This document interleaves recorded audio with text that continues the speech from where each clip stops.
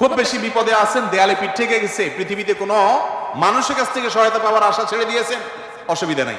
এই তিনটা আমলকে আপনি নিজের জন্য বাধ্যতামূলক করেন, ইনশাআল্লাহ তাআলা হেফাজত করবেন। জীবনে বহুবার আমি আমলটা করে দেখেছি, কঠিন কঠিন বিপদে আল্লাহ তাআলা কিভাবে উদ্ধার করেছেন আমি নিজে অবাক হয়ে গেছি, সারপ্রাইজড হয়ে গেছি। কোন বিপদে পড়লে দোয়া ইউনুস খতম করে দোয়া করা যাবে কিনা? ভাই, দোয়া ইউনুস এটা যে কোনো বিপদে পড়াটা হাদিস এবং কোরআন উভয়টি দ্বারা প্রমাণিত। কোরআনে কারীমে আল্লাহ রাব্বুল আলামিন বলেছেন যে ওয়া কাযালিকা নুনজিল মুমিনিন।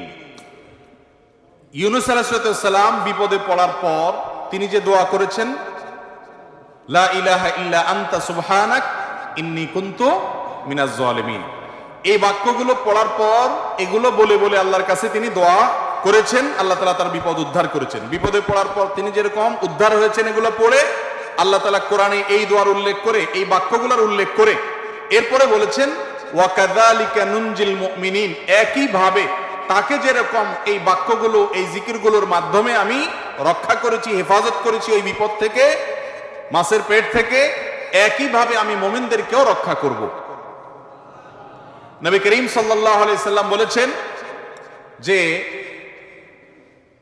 ইউনুস ইবনে মাত্তা তিনি যে এই বাক্যগুলো দিয়ে আল্লাহর কাছে বিপদ থেকে উদ্ধারের পথ খুঁজে পেয়েছেন, সেগুলো তোমরা পড়বে তোমাদের বিপদে আপদে। এজন্য বিপদ আপদ, বিশেষ করে কঠিন বিপদে আপনি যদি পড়ে যান তাহলে মুক্তি লাভের জন্য দোয়া ইউনুস বেশি বেশি পড়বেন।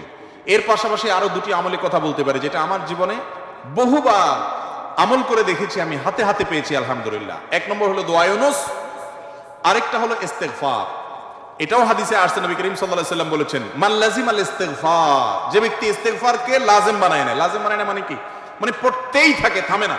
টয়লেটে গেছে তখন শুধু বন্ধ, খাচ্ছে তখন শুধু বন্ধ, ঘুমাচ্ছে তখন শুধু বন্ধ, আর সারাক্ষণ পড়তেই থাকে ইস্তেগফার।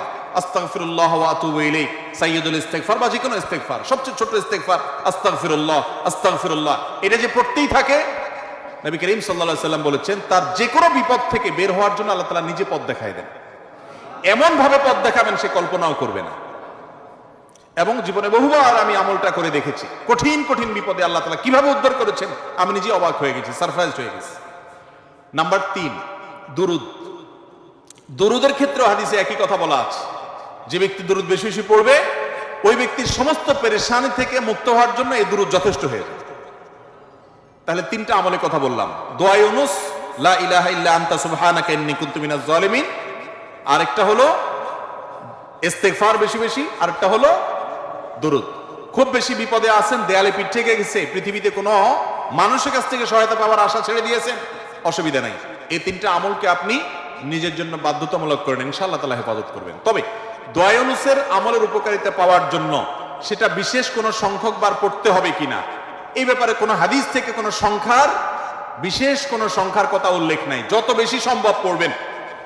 দুনিয়াবি কোনো বিষয় হাসিলের জন্য অভিজ্ঞতার আলোকে, রুকিয়া হিসাবে, ঝাড়ফুঁক হিসাবে, বা দুনিয়ার কোনো কাজে আল্লাহর কাছে প্রার্থনার অংশ হিসাবে তাজরিবা দ্বারা অনেক আমল, যেমন ঝাড়ফুঁকের মধ্যে যেরকম, রুকিয়ার মধ্যে যেরকম বিভিন্ন আমল, আয়াত, হাদিস, সংখ্যা ঠিক করে আপনার ওলামা ইকরাম করে করে সেটা তাজরিবা পেয়েছেন, ওই আলোকে করা যায়, সেভাবে করা যেতে পারে।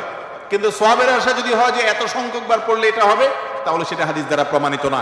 আর মৃত ব্যক্তির জন্য যদি হয় তাহলে তো সেক্ষেত্রে আরো এটাকে সংখ্যা ঠিক করে করার কোনো গ্রহণযোগ্যতা নাই। কারণ সংখ্যা যদি হাদিস এবং কোরআনে উল্লেখ না থাকে, আমরা কেউ সংখ্যা বসায় দেওয়ার অধিকার আমাদের নাই। বিশেষ করে মুর্দার জন্য যে খতমের সিস্টেম আমাদের দেশে প্রচলিত আছে, এই সিস্টেম বেদাত, এবং এতে কোনোভাবেই মুর্দার কোনো উপকার হবে না।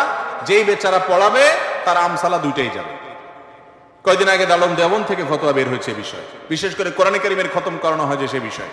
তো এই জন্য মুর্দার জন্য দোয়া করে বা তার জন্য খতমের অ্যারেঞ্জ করে মুর্দার কোনো উপকারে, বিশেষ করে টাকা দিয়ে, টাকা নিয়ে যদি আপনি করেন তাহলে সেক্ষেত্রে কোনো উপকারে আসবে না, বরং সেটা নাজায়েজ এবং গুনাহের কথা। বাকি হ্যাঁ, মুর্দার জন্য আমরা দোয়া করব এবং তাদের জন্য অবশ্যই কোরআনে কারীম তেলাওয়াত সহ আরো যে সমস্ত আমলগুলো করা যেতে পারে সেগুলো করব, কিন্তু টাকা দিয়ে নয়।